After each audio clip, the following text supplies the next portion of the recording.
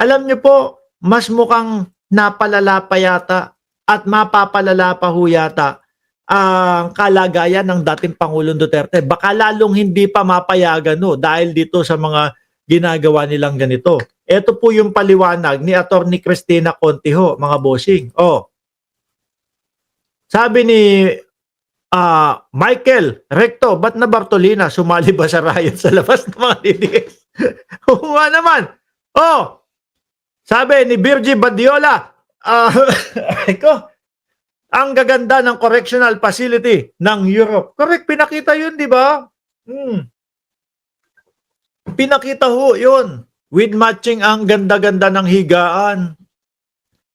Sabi dito, ni Attorney Cristina Conti, I just heard about Senate Resolution number 144, where the Senate urged, ayan, Robin Padilla, the urge, no, kami pong mga lalaki ay may the urge, no, where the Senate urged the International Criminal Court, ICC, to place former President Rodrigo Duterte under house arrest for humanitarian condition. I think this is counterproductive. Hindi magiging okay. The ICC pretrial chamber, I will only consider matters of fact and law as evaluate both Duterte's request for adjournment because he is not fit for the trial with cognitive impairment and for interim release because he is old and allegedly sick. The Senate as an institution is not in any way involved in the ICC process. Isa na nga lang dyan para tapos na ang usapan. Walang jurisdiction ng Pilipinas sa ICC. Tapos. Yun lang ho yun No? Yun lang ang sasabihin sa kanila ng ICC. So ngayon, and it is unclear how the resolution will be communicated to the International Court. Siguro, ito po, magiging ang mangyayari niyan. Susulat po kami sa ICC. Baka pwedeng mag-request kami na ang aming dating Pangulong Duterte ay ma-house arrest na. Siguro, hindi naman papayag ang ICC. Kung sakali na i-house arrest, hindi naman papayag guya sa Pilipinas. Unang-una, wala nga tayong walang jurisdiction. Di ba? Dahil kay dating Pangulong Duterte. At ang iisipin niyan, naku po, ayaw nyo nga anuhin, ayaw nyo nga irespeto yung pagkakakulong ng dating Pangulong Duterte dito. Lagi nyo sinasabi, merong kinidnap. Balay nyo, pag uwi ng Pilipinas nito, hinaus arrest, sabihin nyo, wala na, hindi namin ginagalang yan. Isa ho yun. Sa posibleng dahilan na hindi matanggap, na hindi pagbigyan yan. Unless the Senate has direct knowledge of Rodrigo Duterte's physical and mental health. Wala nga Di ba? And ang merong physical knowledge, yun yung dating asawa niya na si Elizabeth. Yun yung nakapasok mismo. Di ba? Pero ni isa doon sa Senate, walang nakapasok sa loob kay dating Pangulong Duterte at nakausap.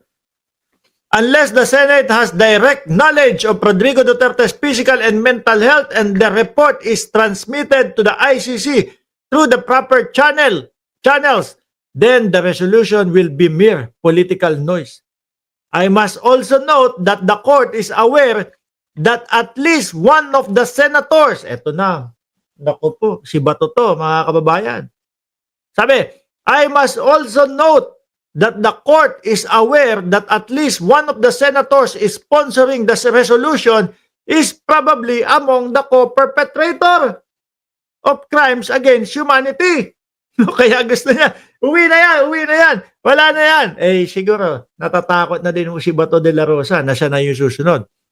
No? Being investigated by the ICC Office of the Prosecutor, hence, it is patently self-serving. Kumbaga, parang ang gagawin niya, matanda na, ganito, ganyan, hindi naman dapat yung ICC na yan. Kasi kasama siya doon sa mukhang makukulong din at ipa-aresto. Para pang sarili niyang kapakanan. The court may also see this is a conclusive proof that the Duterte still exercise significant political clout nationwide.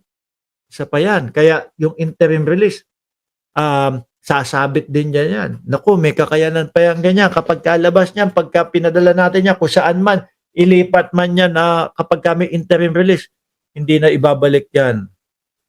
Yung pinsan ko, nandito na. Ngayon, alam na nila ang word, humanitarian. O, ngayon lang, kung saan siya nang gagala, yung pinsan ko. Oh, Duterte family members are in position in Davao, correct? Which is why he cannot simply go home there. Tsaka wala nang jurisdiction na. Diba? Kaya malabong Pilipinas. The Senate support clearly shows their influence is nationwide, which is why his return to the country will continue to be opposed by the victim and the prosecution and will be highly unlikely. Mas talagang magiging malabo, lalo na ho yung mga interim release na hinihiling nila mga kababayan. Dahil po yan sa mga ginagawa dyan sa Senado. Unang-una, si Bato. Kaya niya isinusulong yan kasi isa din siya doon sa mga pinapaaresto. Ay ipapaaresto pa lang. Di ba? Tapos yung puwersa, lakas, meron pa din sila. Mga kababayan. Kaya malabo ho na Pilipinas ang bagsak niyan. Anyway, pwede naman tayo mag-rally para hadlangan ang house arrest, ang pag-house arrest. Ngayon mga kababayan, yung isang topic natin kay Marcoleta. Marcoleta! Eto daw ho, mga bossing. No? May pinost yung kaibigan natin, ipinost niya ito. Sabi din dito, integrity of notarized document. Sabi ho, sino? Raul J. Palabrica. Sabi ho. No? Integrity of notarized documents. Ang nag-post nito, mga kababayan, yung isa din pong vlogger. No? Hindi ko na ipapakita yung pangalan na. Yan. Yung isang vlogger ho, mga kababayan. Si Boss Ivan. Ngayon, binasa ko yung kanyang post mismo, mga bossing. Binasa ko yung post niya. Sabi dito, kaya pala missing na si Orly Gutesa, wala na, di ba? Hindi na makita. Pati po yung sa DOJ, hindi na nagpapakita, hindi na sumipot si Gutesa, mga kababayan. Kaya pala missing si Orly Gutesa dahil alam niya na makakasuhan siya, pati ang kanyang handler na si Pabdog.